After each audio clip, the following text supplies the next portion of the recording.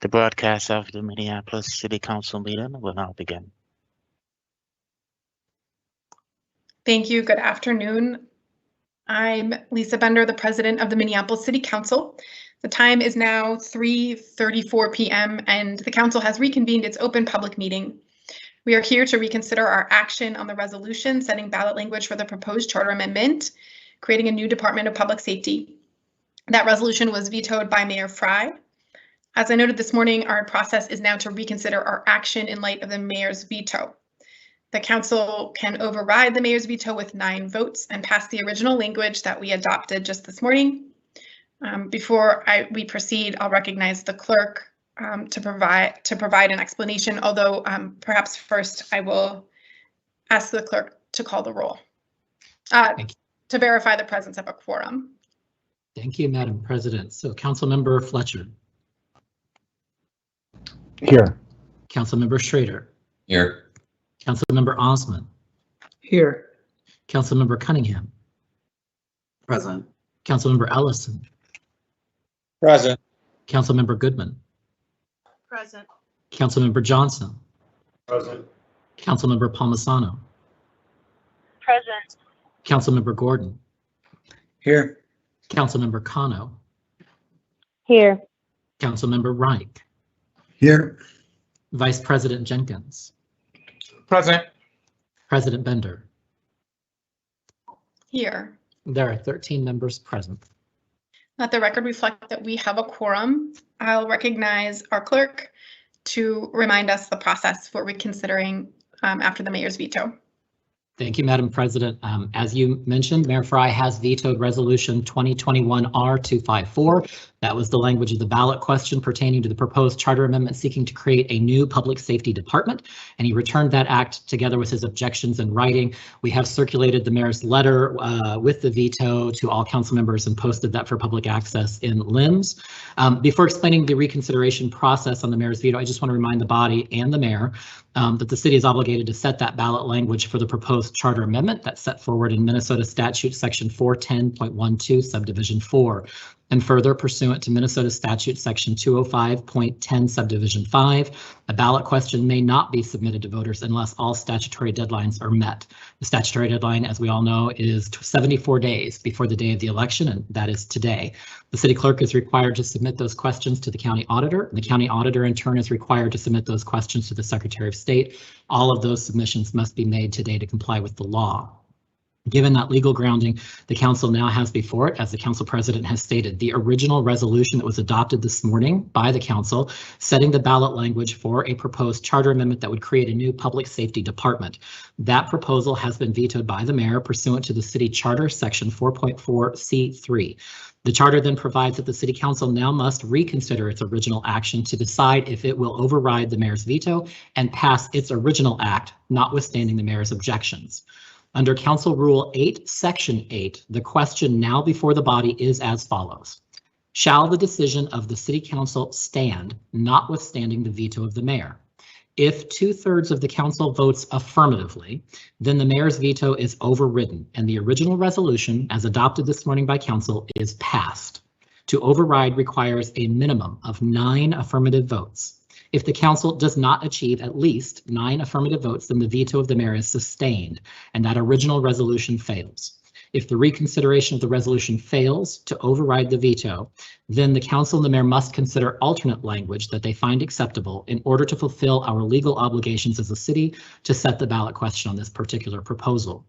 With that, Madam President, I'm ready to call the roll on the question for reconsideration, but we'll defer to you first if there are any questions from your colleagues. Thank you, Mr. Clerk. Are there any questions from council members or comments?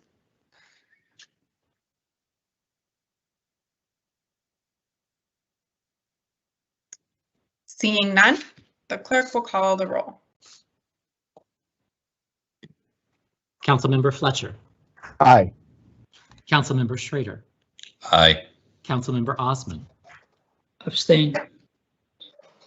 Councilmember Cunningham. Aye. Councilmember Ellison. Aye. Councilmember Goodman. No. Councilmember Johnson. Aye. Councilmember Palmisano, No.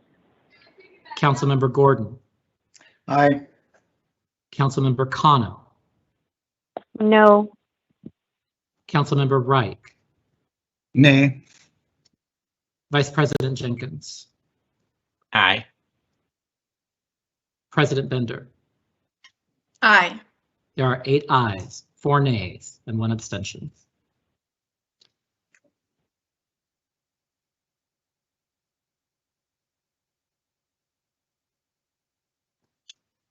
That motion, or the motion in front of us, fails to receive the 9 votes needed to override the mayor's veto. I am going to put myself in queue, and I have a motion for the council to consider, given the action that was just taken. I've just forwarded it to the members and the clerk. And I will go ahead and read it. And certainly, we're doing a lot of things today. I can display it. Okay, the clerk is working to explain it, display it. This is a motion by Bender, Jenkins, Johnson, and Osman. Shall the Minneapolis City Charter be amended to strike and replace the police department with a Department of Public Safety, which could include licensed peace officers, police officers, if necessary, with administrative authority to be consistent with other city departments to fulfill its responsibilities for public safety. I'll move this for consideration since we have not overridden the veto, and we have a deadline of midnight tonight to submit the language in response to the citizen petition before us. Second. Is there any discussion? Council Vice President Jenkins. Thank you, Madam President. And I just want to highlight that, you know, in an effort to really acknowledge and lift up the voters of Minneapolis and petitioners who have brought this public safety amendment forward. Myself and Council President Bender and Councilmember Johnson and Osman and Mayor Fry really tried to, we've been spending all morning and most of the afternoon to date to this point, trying to come up with some resolution to ensure that we honor and respect the petitioners who have put this amendment forward to really begin the process of reimagining public safety as it is in the city of Minneapolis. And this has been a really good faith effort to come up with this compromise. We've talked to several of our colleagues, and it is a good faith effort to really uphold the will of the people. And so that is my statement. Thank you. Thank you. Councilmember Johnson. Thank you, Council President Bender. And I really concur with Council Vice President Jenkins on this. You know, it's we all have an obligation under the state law to pass language today. We also know that there are very strong differences of opinion on exact wording for this ballot language. And we thought there were opportunities to improve upon the language that was before the body previously. And it was a lot of work to get to this point. And we understand that not everyone is happy with this language, but it is important and critical that we move forward as a body, that we move forward as a city with this language, fulfill our obligation to get it on the ballot, and do as best a job as we can coming up with neutral language that helps capture the essence of the amendment in a fair, neutral way. And there's differing opinions on exactly what that is, but I just want to especially share my thanks to Council Vice President Jenkins, to Councilmember Osman for their work all day today, and as well to Council President Bender and Mayor Fry for the discussions and the efforts to try to bring people together. I think that's what the people of Minneapolis expect us to try to do. We can't always come together and be unanimous on every issue or language in a case like this, but we sure as heck can try. And what I think you see reflected in this is that good faith effort to do so. Thank you. Thank you. Councilmember Osman. Oh, thank you, Madam President. I just want to concur what Councilmember Vice President Jenkins and Johnson say, and I want to thank their leadership. It hasn't been easy. We were on the phone talking to both sides. It's a very strong opinion, but I think that we have a responsibility as a council, as a body, to come together and make a decision that that will benefit the community. This is a citizen-led effort. We just have to make sure that we are doing our job, which is coming together, providing language that's clear, that either side might not be happy with, but I think showing leadership and trying to come together is what we try to do, three of us today. I know none of the sides will be happy, or but for me, I would even consider having a multiple language on this question because of the communities we have here in Minneapolis. But as the deadline approaches, I feel like we did everything we could to provide a clear question for the voters to exercise their rights and make their decisions. So I do want to thank 3 council members and all of you as the leaders of the city of Minneapolis for your effort of work and coming together. Thank you.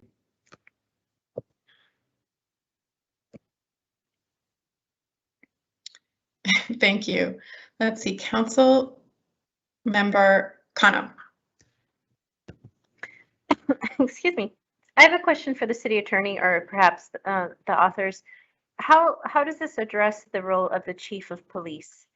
Because as I'm reading the language, it doesn't address what would happen to the chief of our police department. Would they be replaced? Would that position be eliminated?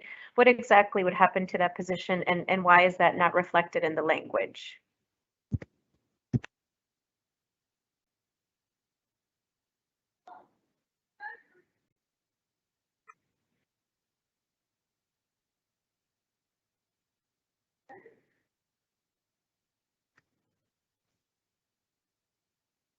I'm not seeing anyone jump in to answer. I'm not sure I'm the best person to sort of.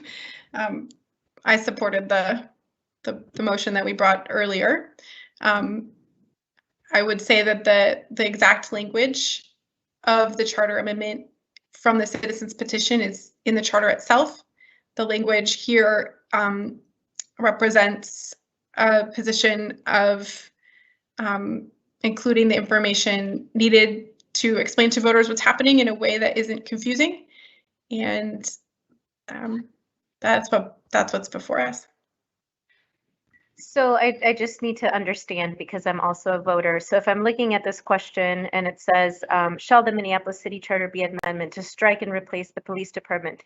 Does that assume that you're also striking to replace the chief of police? I think that's just like a yes or no answer. The Either department city attorney or others can respond. I can answer that. The department would be led by a commissioner of public safety. It is what it says in the charter amendment as created by the citizen petition. Great. Okay, so the answer is yes, it would strike to replace and eliminate the chief of police position. Thank you. And replace it with a commissioner of public safety, similar to the city of St. Louis, Missouri, Denver, and the state of Minnesota. Let's see, we have Council Member Palmisano. Thank you, Madam Chair. I'm curious if the city attorney has reviewed this and if they find this language to be sufficient. If you, and I saw an earlier version of this. I understood that, you know, maybe that would have, it seemed to me in my own eyes, I'm not an attorney, to maybe be a little bit more sufficient and past that threshold of being a little more descriptive of what we're putting in and what we're taking out, which is my goal in reflecting accurate language in this ballot measure that we're voting on today. Has the city attorney weighed in and said that this language would suffice? That looks like a question to Mr. Rauter. Thank you, Council President Bender and Councilmember Palmisano.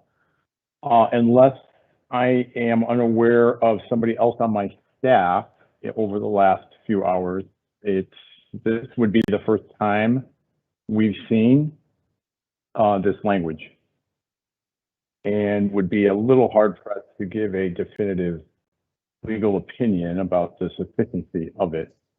Not trying to dodge the question at all, but I would not. I mean, from my knowledge, we have not reviewed this until we've just seen it now. Thank you, Madam Chair. That's kind of my point, is that I appreciate the work being done on this compromise language, but it doesn't seem like it's ready yet, and I don't support it. Thanks. Councilmember Gordon. Thank you very much, and I'm supportive of this. I think it's very similar to what we had before, but adds a little more clarity, even that was brought up by, I think, the mayor and those who were concerned this morning. So I appreciate the work that went into it. I also appreciate the fact that it will be left to the future mayors and city councils to determine if or when there's a position for police chief, because that can certainly still be enacted in ordinance. Police chief could be a title that we could decide to keep. And this doesn't necessarily mean anybody and any staff are being changed in any way whatsoever just because we're amending our charter.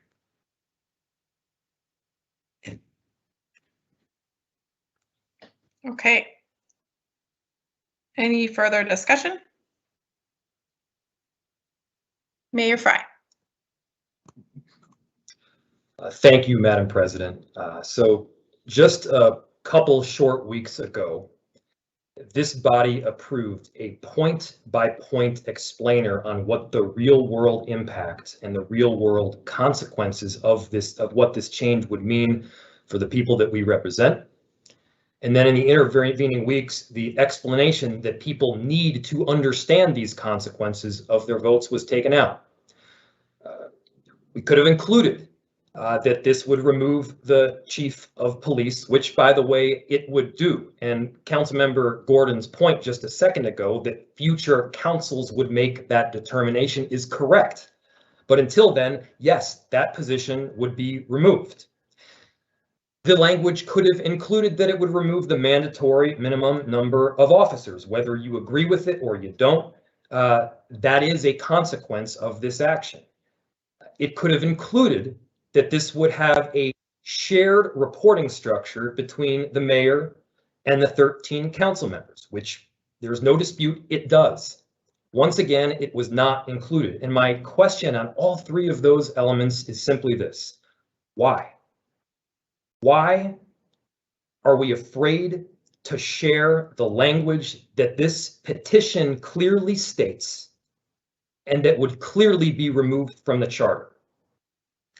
Not to mention, Council President mentioned the importance of not being confusing. Can anyone tell me with a straight face that asking voters to weigh in on, quote, administrative authority to be consistent with other departments is not confusing? Can anyone say that with a straight face? I'm appalled by the lack of transparency in this approach.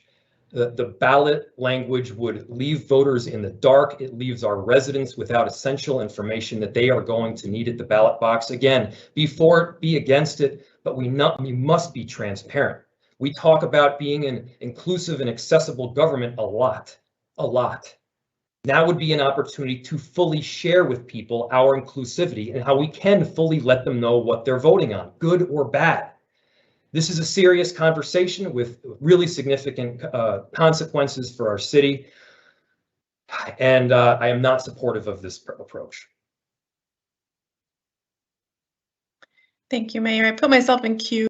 So of course I supported the language that had previously passed this morning with 9 votes. Here we are reconsidering. We're here changing the language because the judge ordered us to change it because it read like a cautionary note.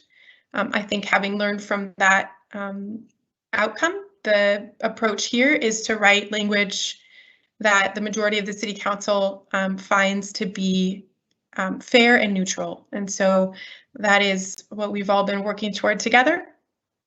I think that's what we've arrived at here, appreciating all the work from the council members who, the whole council in our meetings in particular. We've had many hours of public conversations about this together over the past months since the petition was certified by the clerk in May.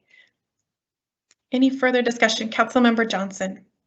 Thank you, Madam President. Yeah, and I just want to respond to that, at least to give my take. You know, this idea of removing the chief from this, it gives the false impression that the chief is going to be fired. And I think that that's the concern that I had with the language. I was open in negotiations or discussion with the idea of an additive such as saying commissioner, adding a commissioner, for instance, which I think is another way to put that without giving a false impression that biases voters. Again, our task is to come up with neutral language here. And I understand that's in the eye of the beholder, and so it's going to be different for everybody.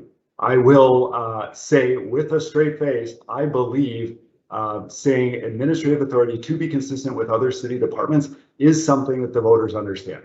People are being asked to go to the polls this fall to vote on not just this, but also who their mayor is and who their city council is, and who their city council member is.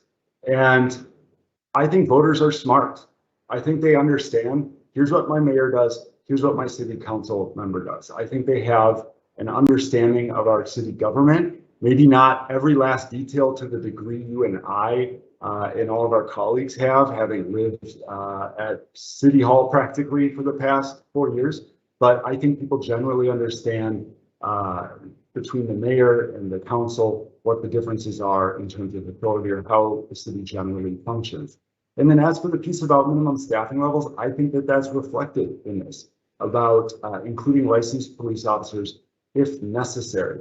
It is right there in it, if necessary. And that's something that we know folks that are interested in opposing this amendment have seized on, by the way, and say, look, there's no minimum staffing requirements right there in the question. It says if necessary. So they've already said that that is sufficient to drive home that point. And so even adding in anything about that, I believe would be redundant and repetitive compared to this. So that's my take on it. Having carefully considered this, having carefully looked at it, I get everyone's going to be at a different place with the wording. I think that's the difficulty with things like this. You got 14 people here, and it's between the mayor and the council members. Everybody's going to be in a different spot on this. But I wanted to at least explain the rationale behind this, because I do think this is fair, neutral language that is able to move us forward on this petition, by the way, that 20,000 plus residents of Minneapolis signed. They want to see on the ballot. The voters should have a right to vote on, and we have an obligation today to pass language, and this is the path forward on that. And I don't think anybody here thinks that this is perfect language, but I sure hope that a majority of my colleagues agree that this language does a good job at overall striking the right balance given all the competing factors and the differences of our opinion at work. Thank you. Councilmember Goodman. Thank you, Madam President. To be clear, 20,000 residents of the city of Minneapolis registered to vote did not sign this petition. The number of signatures was about 14,000 that were certified. Maybe it was 12. Either way, 12,000 really great people, but let's not overstate the number of people living in the city registered to vote to sign the petition. And that's kind of what the problem is here, that there's just an exaggerated level of truth. We think people understand. Council member Johnson thinks that he stood on a stage and said he would abolish the police, but he didn't really say that. So, I mean, people think different things, apparently even about what they say. This is not sufficient. It does not explain what's coming out. It doesn't exactly explain what's coming in. What it is a poor compromise to get the number of votes needed by the deadline. That's all it is. Something 7, 8, 9 people, maybe 10 can agree to. It doesn't make it good. It just makes it something that political people can ultimately agree to. And the fact that the clerk and the city attorney's office didn't even review this language, what does that say? It says politically we had to get together quickly. I was not in the room where it happened, was not involved in any of these conversations. I understand my position is probably much different than most everyone else's, but at least put out what we're actually doing. To suggest that police officers, if necessary, is the same thing as eliminating the minimum number, that's ridiculous. And I don't think the public will see it that way. I think what will happen is people will see that we're trying to keep the information out there because we know that the public won't like it when they know what it is. So please do not question my intelligence to suggest that I should understand that this limited language that basically says police officers, if necessary, equates to eliminating the minimum staffing. Please don't suggest that having a bit of information about maybe a new Department of Public Safety makes people understand that the police chief is not going to be in charge of law enforcement, that a civilian who's going to stand between the police department and elected officials, creating absolutely no accountability at all, and that we'll have 14 people in charge of law enforcement. Let's tell people what this actually is. If we don't, I'm wondering what you're afraid of. Great. Council Member Gordon.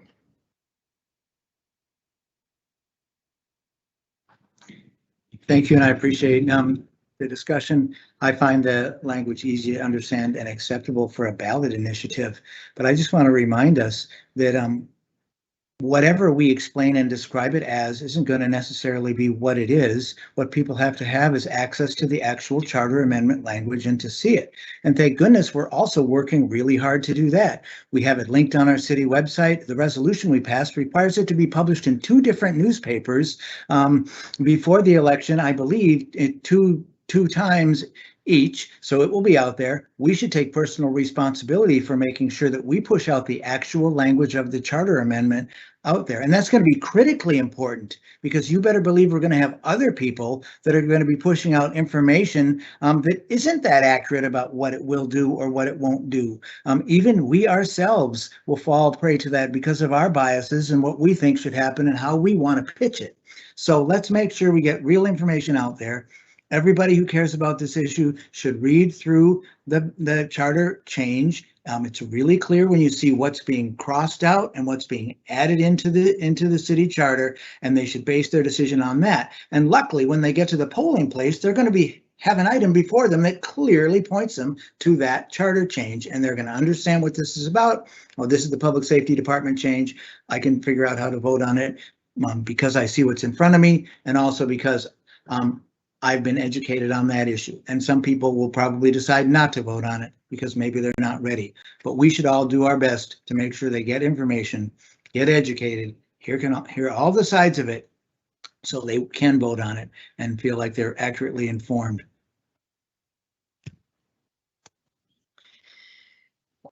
Thank you. Council Member Johnson. Thank you, Madam President. And I'll correct what I said earlier. You know, the petition did have 25,530 signatures. The clerk's office was able to validate with 14,101 compared to the registered voter list. So I think that's fair and accurate. I would ask our colleagues, though, these personal attacks, it's a violation of our decorum. I think the public expects more. Well, I would just ask, and Madam President as well, if this could be addressed, that when colleagues are talking about the issues, that they don't personally attack one another on it, that we can talk about the issues, there's room for disagreement, but it's created this really negative, toxic culture at City Hall. And I think the public's sick of it, and they expect us to work together and try to find paths forward. And, you know, you don't have to agree with this language. You can vote against it, but please don't call out other colleagues by name and attack them. I think that's really unfortunate. Thank you. Thank you, Councilmember. It is rare for me to interrupt someone while they're speaking, but I will continue to remind us, as I did this morning, about some of those decorum standards that we hold. Councilmember Reich. Thank you, Madam President, and I will abide by that direction. So obviously, wordsmithing through this is a very challenging exercise, no doubt about it. And of course, you have to go back and forth between how I'm trying to read it and interpret it, and then sort of superimpose how the public will. It's not an easy exercise, to be quite frank. And so I really understand how we're in this discussion in this way, because it's inherently complicated. And how we're in this place is just for the history books, in my opinion. And yeah, I would agree, you know, administrative authority to be consistent with, you know, I get that. That's kind of how I talk, right? But again, how the voters perceive things, you know, I'm not quite sure if I have a final determination on that at this point in time. But I will say this, to say that the chief, as we know it now, is defined very specifically. It is a charter department head. To say that there will or will not be a chief, and it's an open-ended question, that would be to suggest that it'd be a chief in some kind of name only, or certainly not in a way that's reflective of what the chief is now. The chief is a charter department head, just like the many of our other department heads, very familiar to us, the head of transportation, public works, etc. And so that is eliminating the chief as we know it and as it's defined. I think that's pretty clear. And to not know our system necessarily of charter department heads, etc. You know, obviously we're very intimately aware of that. I could see how that could create some ambiguity, and particularly that ambiguity is increased when we say, well, maybe it will be eliminated, maybe it won't, we'll find out. Well, in fact, it will be eliminated, and it's clear to me, but I don't know if it's spelled out clear enough at this point in time. But to say that the chief is just sort of a word that can be superimposed on whomever is hired underneath a new commissioner, I'm not really down with that sort of interpretation. Conversely, I think would be against what the charter advocates who worked very hard to get the signatures that they did get. We don't want to have a charter change in name only either. I don't think we want to have a Department of Public Safety, which just is a rebranding of NPD. I do not think that's the intention of the people who got us to this place to present language to the voters either. And so, again, I'm not here to try to wordsmith on the fly. I think there's something about the simplicity, fewer words might be better. I'm kind of in that school of thought, so at least we're in that neighborhood. But there are some discrepancies there that I think we should be able to be clear about. Thank you, Madam President. Thank you. Is there any further discussion? Councilmember Palmisano. Thank you, Madam Chair. I concur with Councilmember Reich. I'm not sure that we're done yet. In line with Councilmember Reich's comments, if this passes, the chief, as we know it, would be a deputy to a new public safety commissioner at best, even if that title gets retained. And what we're asking to be part of this ballot measure is what gets amended in the city charter. It does not mean the chief gets fired, but it does mean that the chief is being removed from the city charter. A couple other points that I think are important to say and to bring up. One was the mention of Denver and their department. I want to point out that the Denver Department of Public Safety that you cited includes Denver Police, the Fire Department, 911, and then the Sheriff, Community Corrections, Public Safety Youth Programs, and what we have as a gang reduction initiative would be similar to some of the programs that we have. That's just not the same as what's being proposed here. There's a lot that we could be doing to create a new department that would be inclusive of things like fire and 911, but we're not doing that, and this amendment is not needed that way. The question that I have, just because I've also seen misinformation about this floating about, not from my colleagues, but elsewhere, is the actual deadline. I don't think we're done yet with this language. So could somebody, perhaps the city attorney, please help me to clarify when is the actual deadline? I know it's today, but is it at 4:30 p.m. or is it at the end of the evening?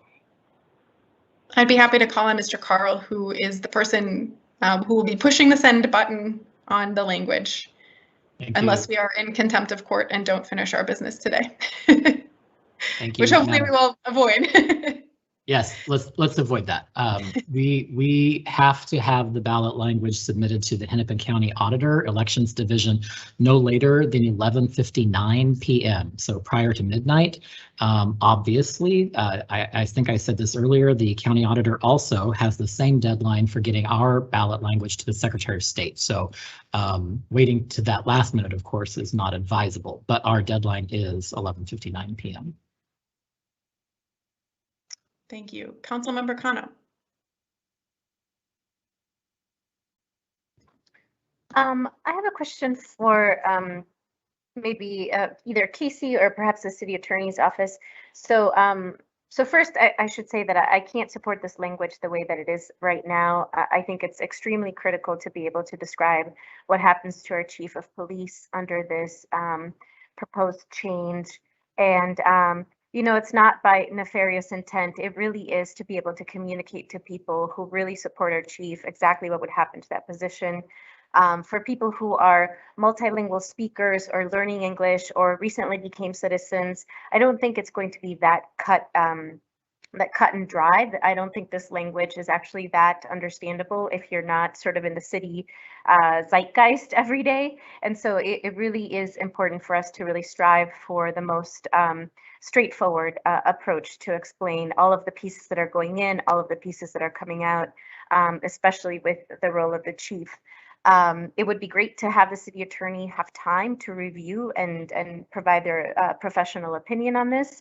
I know that a similar approach was given to a previous policy issue we voted on earlier this week, and I think it was actually a pretty smart move because we don't quite know until the city attorney's office can weigh in what the potential pros and cons could be of some of these decisions that we're making. So I would love to have the city attorney's office be able to have proper time to review, discuss, and report back to council members before we can vote on this.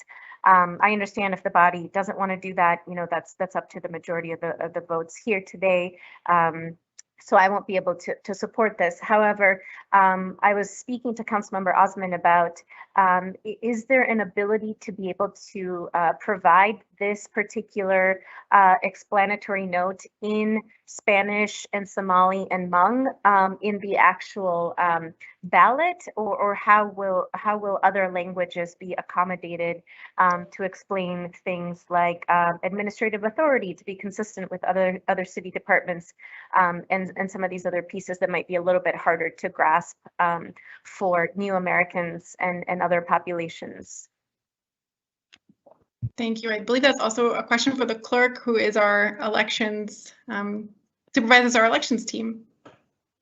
Madam President, to Councilmember Kano's last point, which is about the formatting of the ballot and language. Ballots are only printed in English.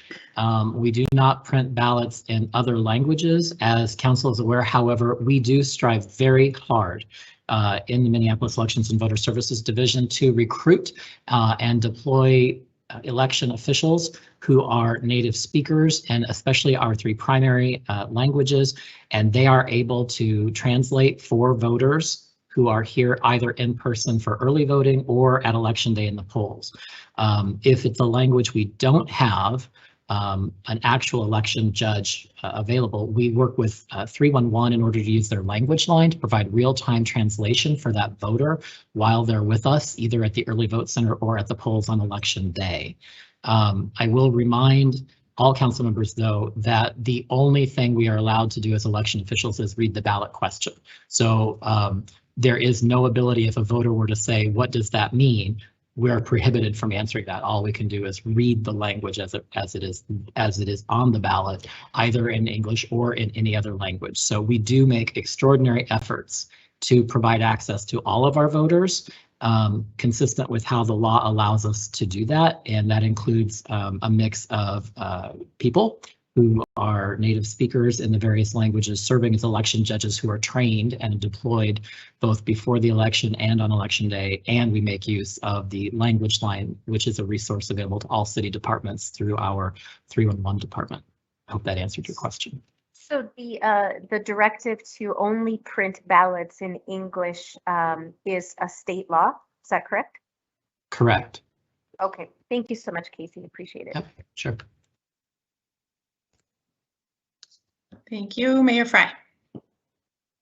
Thank you, Madam President and colleagues. I am well aware that I am not part of this legislative body, but I do have a suggestion to make that I, at the very least, feel like it would make the language included in the question more straightforward and easy to understand. Right now, it says, it talks about the reporting structure as, quote, administrative authority to be consistent with other city departments. Rather than say that, we could say, and I think it makes more sense, shared authority by the mayor and city council. So it just makes really clear it's a shared authority structure by the mayor and city council, as opposed to referencing other city departments that people may or may not know how they're governed. People may or may not know the authority that we're actually talking about here. So I think rather than like kind of beat around the bush, let's just be really straightforward and honest and just say it. I, of course, don't have a vote. I can't make a motion, but I would ask that we simply change the language to say exactly what we're doing.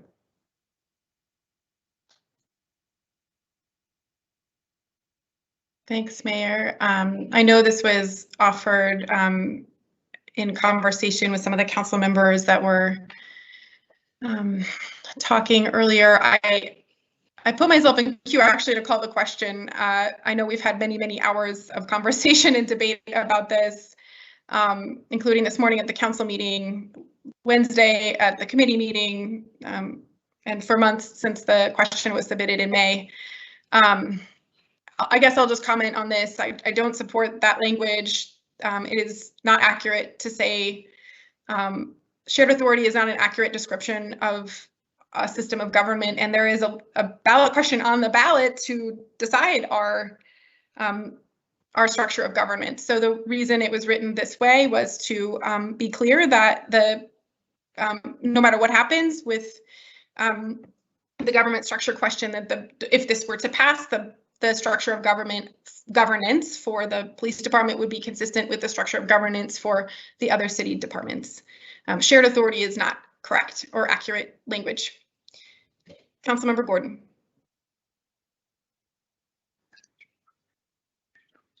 Well, I'll say that this is pretty close to something I could live with as well. I think I even thought about the idea of shared oversight. So I appreciate that language, but it also is reflected in being consistent with other city departments.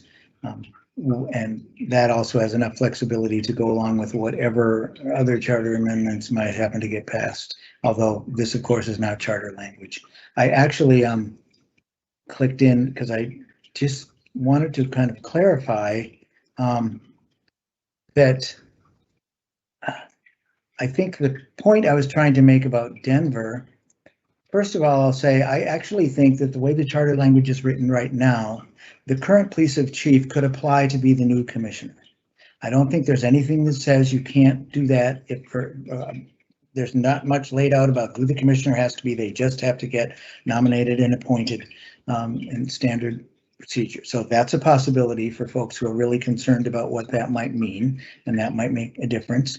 But also in Denver's Department of public safety, I think it demonstrates what we could potentially do here, which is add other functions under it like they have. We don't necessarily need to merge the fire department, but what they did, in fact, is they have a law enforcement division in there, and they have the head of that law enforcement division, which I suspect they might even call the department, chief of police. And that's something that we could continue to do if we wanted to.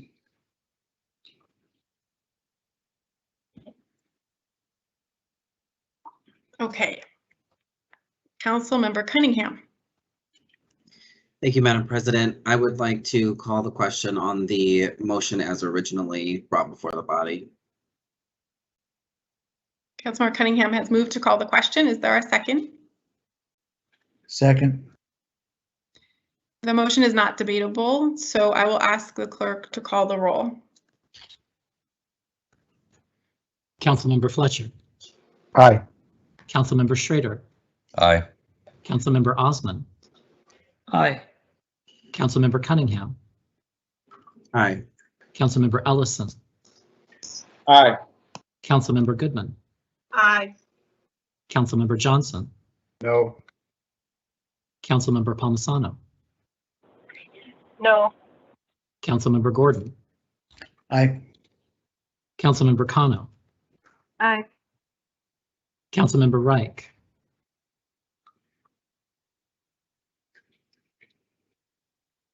Nay. Vice President Jenkins. Aye. President Bender.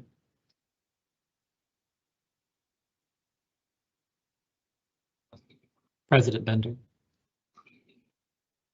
I can't hear you, I'm sorry.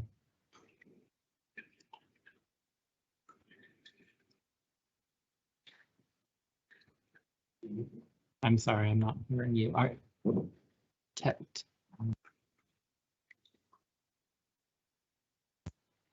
Madam President, we're showing that you're not muted within our system, but I'm not able to hear you.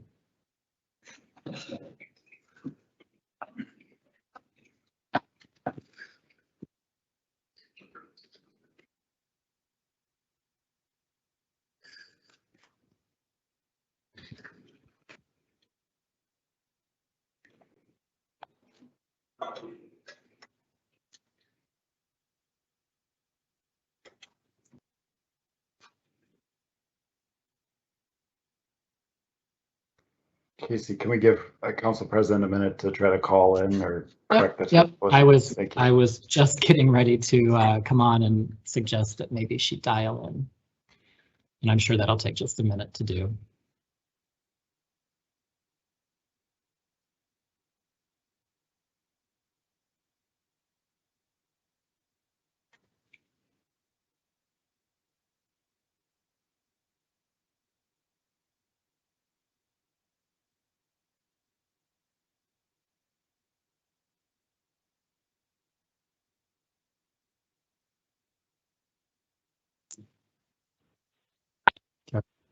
Madam President, I think you've called in on phone.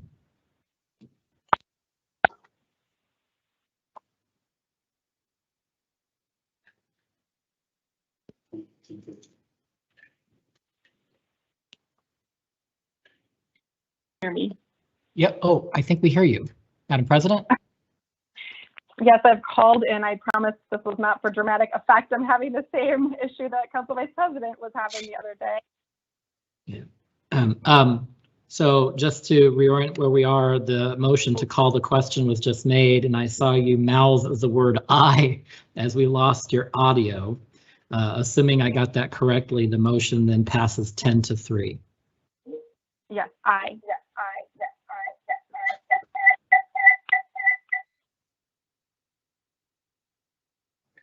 It sounds like maybe that echoed about 100 times. Oh, we got it. It's 10-3. Okay. I'm back. I've restarted my Teams meeting. With deep apologies for the technical issue. That couldn't have come at a worse time. Okay, so the motion to call the question passes. So clerk will please call the roll on the motion that does not include the red language, but is the original motion before us. Councilmember Fletcher. Aye. Councilmember Schrader. Aye. Councilmember Osman. Aye. Councilmember Cunningham. Aye. Councilmember Ellison.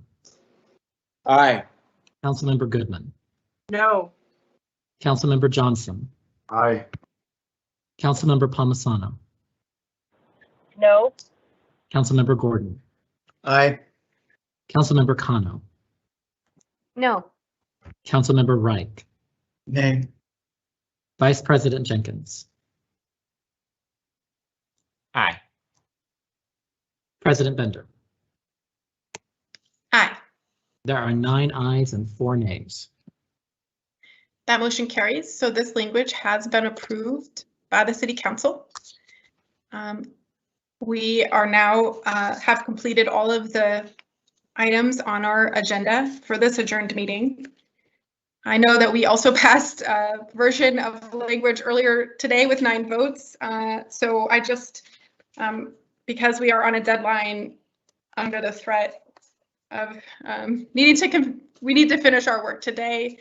I will do what I did this morning. I hope we don't need to meet again. But if we do, I will adjourn this meeting for the call of the president in case we need to reconvene. Thank you for everyone's work. The clerk, Mr. Carl.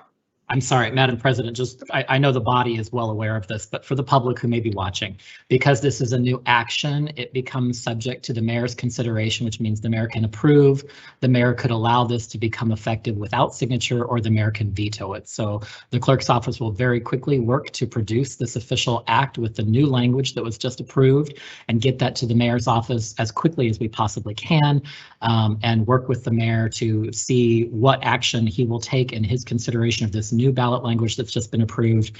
And I will be in contact with Council President as before to let you know as soon as I find out the action the mayor may take, and then the Council President will direct us in terms of reconvening this adjourned session. So just for the public, because I know you all know the process at this point, but I know there are many members of the public who are watching us, so I just wanted to spell that out. Thank you, Mr. Carl. And if there is need to call the meeting, we'll circulate that through the communications channels of the city to keep everyone updated. Having completed all of the items on our agenda and without objection, I will declare this meeting adjourned to the call of the president. Thank you.